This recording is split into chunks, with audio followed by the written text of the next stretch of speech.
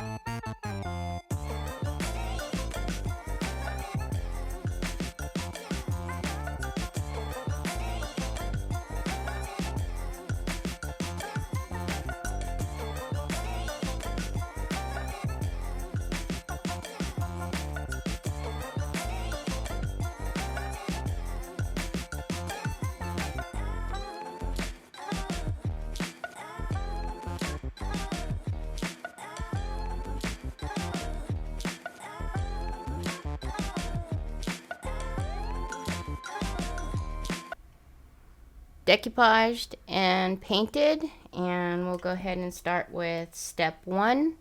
Apply that, and I've said it before, you want to, once you get it going, you want to make sure you're using a completely dry brush. Very important that your brush is dry. And then you want to, once you start putting down the product, you don't want to go back over that area, and disrupt that area that already has product down. So what I mean by that is I started right here. I don't want to now go back over in this area because it's already starting to get tacky. So you just want to be, aware. I'm going to go ahead and use the stand and get it on the area that I've missed here. Okay. It is best to let it dry naturally, if at all possible, when you're using the crackle. But for the purposes of the video, I am going to use a heat tool. You can use a heat tool if you need to. If you can't let it set overnight for whatever reason, you need your project done. Just make sure you keep the heat moving. Don't leave it concentrated in one area. Keep it moving all over the project.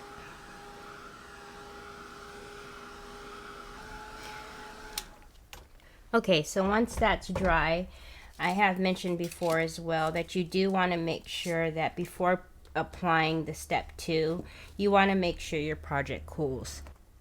I have found that when I do apply the step 2, and the project is still warm, it does affect the crackle just a bit, I have found. Okay, so it's cool to touch, so we're gonna go ahead, and I just went ahead and grabbed a little styrofoam so that way the little egg wasn't moving all over. So I'm going to go ahead and take step 2. Okay, so I'm going to take step 2, and because it's the egg, I'm going to have to do it in sections. So I'm going to do it on this top half first, and then again, just like the first step, if it's at all possible for you to let it dry naturally, it is recommended to do so. But again, for the purposes of the video, we're using a heat tool. You can use a heat tool. You just want to be careful with making sure you always are keeping your heat tool moving, not concentrated on one specific area. So we'll go ahead and dry this top half, and then I'll flip it over and do the bottom half.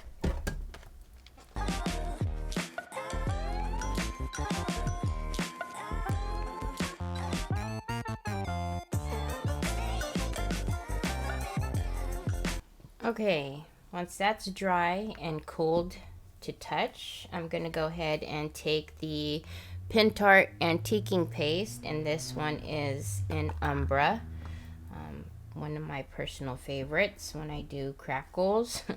And I'm just going to start putting it all over because I do want to also give it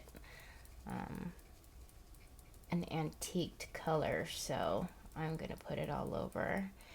And we'll see where it cracked and where it didn't. I'm just going to take a cloth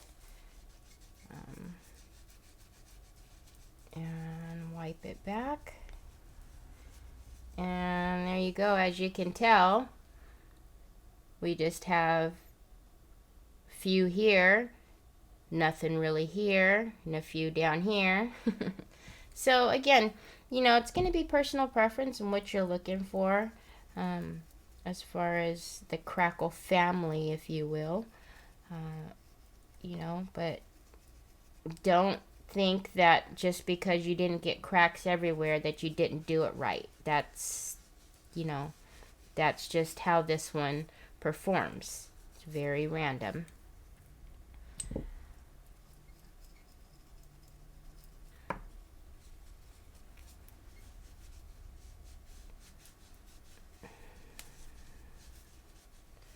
And then on this side was hardly anything.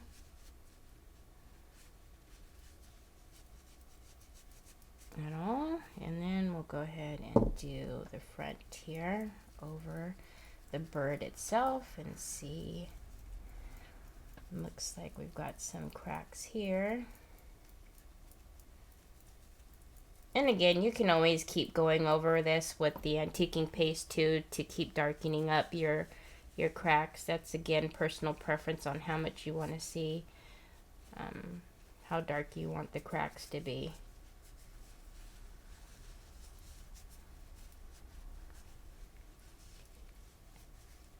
So as you can see, the cracks have happened fairly randomly, just as the name says. So there's a little bit here at the top, a little on the sides here, and a little here. And then as you go around, there's hardly any right here in this area, and any down here. But there's a few, but not as much as say this area. Okay, so again, personal preference on what you're looking for. If you are wanting more cracks, maybe the classic crackle or the fine line crackle would be better. But this one's fun too. You just very randomly and never know where it's going to end up. So thank you for watching. If you have any questions, please leave it in the comments below and we'll get back to you. And hope you have a wonderful rest of your day. Bye-bye.